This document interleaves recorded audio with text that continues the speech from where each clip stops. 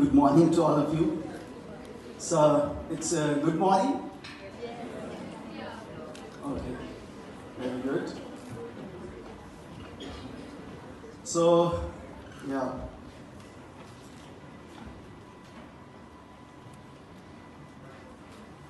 I would like to say thank you so much, Character Building Society and Community Service Club, along with partnering organizations and institutions, especially Burger, for inviting me.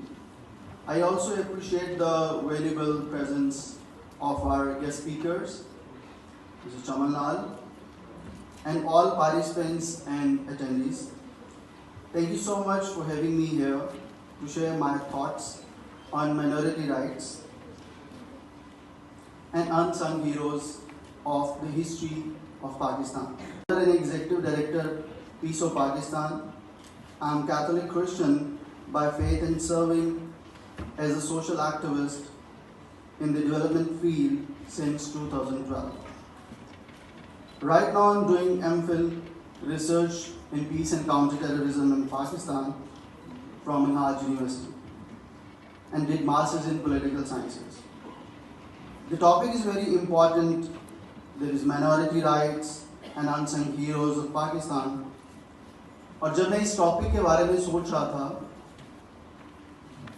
تو مجھے خیال آیا کہ آخرکار ہمیں کیوں ضرورت پڑی کہ ہم اپنے ان ہیروز کو یاد کریں یا پھر ان کی بات کریں جن کی بات یا ذکر اسکولوں، کالجز، یونیورسٹیز میں نہیں ہوتا.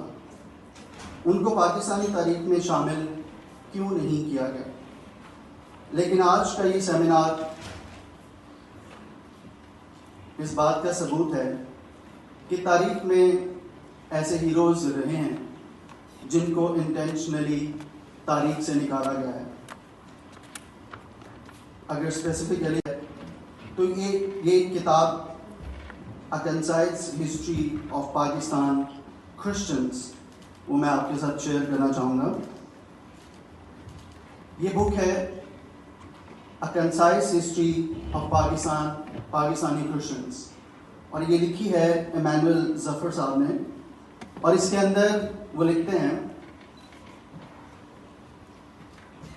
کہ اس کتاب کے مطابق سینٹ تھامس جو کہ ڈسائپل تھے جیزس کرائسٹ کے، حضرت عیسیٰ کے بارے میں آپ سب جانتے ہیں، ان کے 12 ڈسائپلس تھے.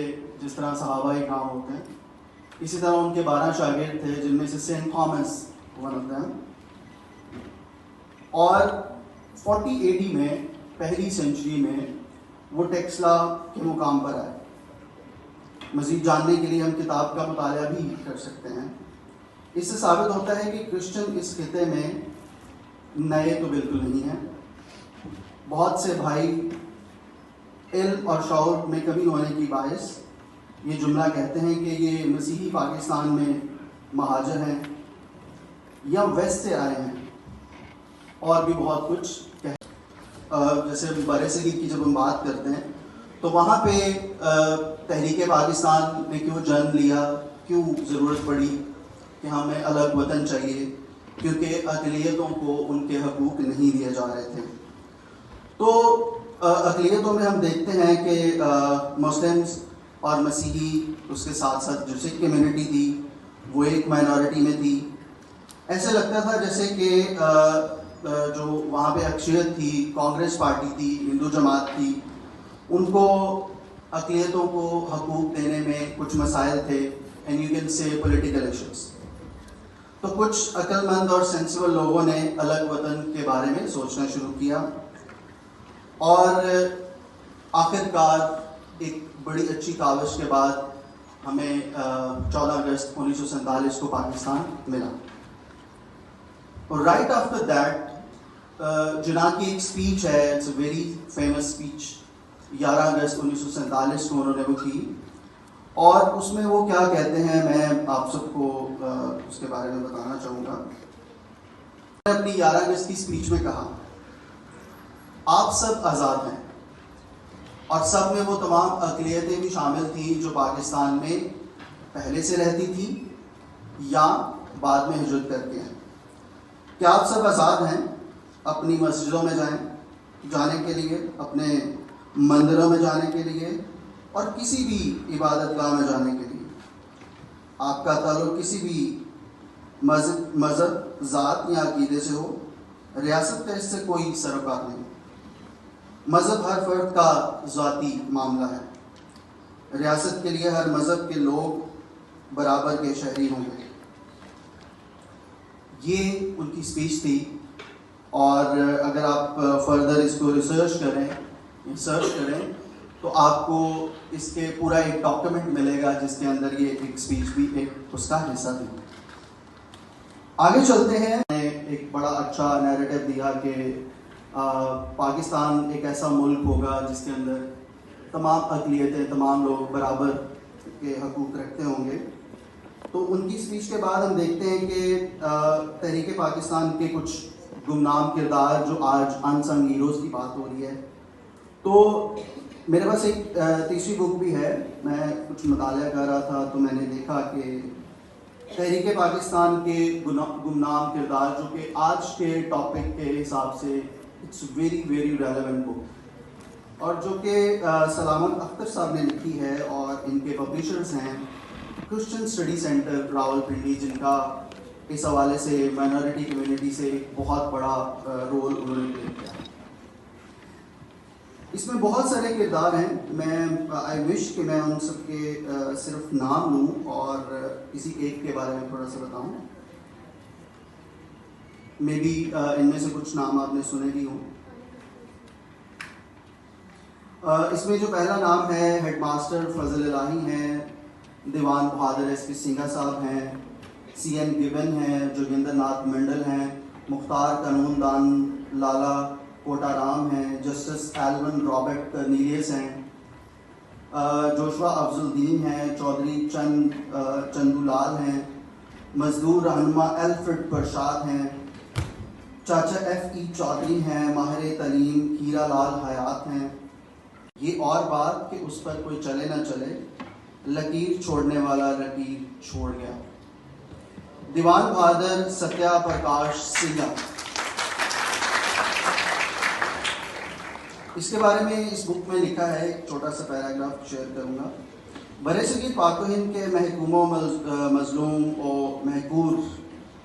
مجبور اقلیتوں کے سیاسی نجات دہندہ قائد اعظم محمد علی جناح کے نڈر، بے باک اور جان نثار سپاہی، تحریک پاکستان کے نامور مجاہد، متحدہ پنجاب اسمبلی کے آخری اور پاک پنجاب اسمبلی کے پہلے اسپیکر، ہر مکتبہ فکر کے عوام کے دلوں کی دھڑکن اور مسیحی قوم کو زندہ کرنے والے مرد مجاہد دیوان بہادر ایس پی سنگھا کی قومی خدمات، تحریک اور تاریخ پاکستان کا ایک درخشاں باب ہے۔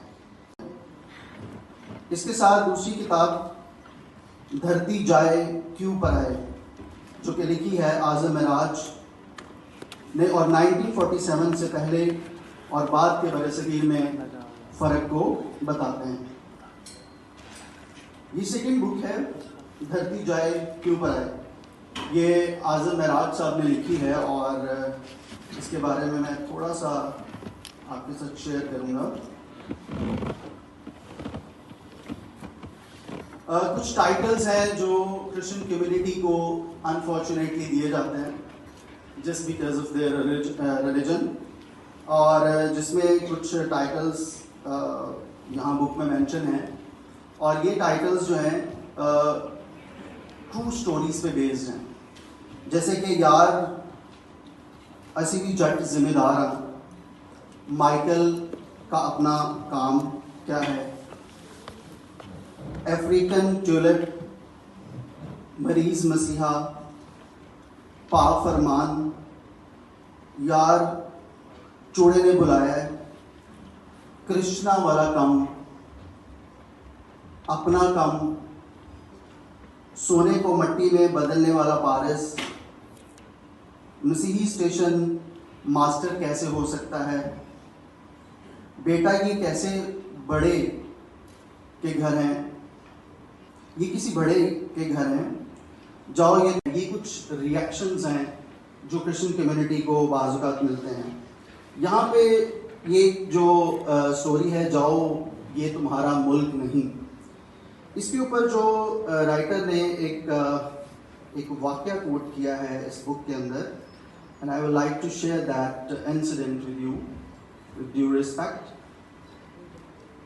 اس میں لکھا ہے پیج نمبر 93 پہ، جاؤ یہ تمہارا ستارہ جرت اور 1965 کی جنگ کے ہیرو اور محافظ کراچی کا خطاب پانے والے جاں باز ہواباز کی صاحبزادی تھیں، بار بار اپنی تقریر میں یہ جملہ دہرا رہی تھیں. تو ایک بچے کو اچانک پتہ نہیں کیا ہوا، وہ چیخ کر بولا، جاؤ یہ ملک تمہارا نہیں ہے. آئی بڑی میرا پیارا وطن پاکستان کہنے والی. این لیسلی مڈل کورٹ نے جب یہ الفاظ سنے تو اس کے ننھے ذہن میں ایک دھماکہ ہوا کہ میرا یہ ہم جماعت بچہ یہ کیا کہہ رہا ہے.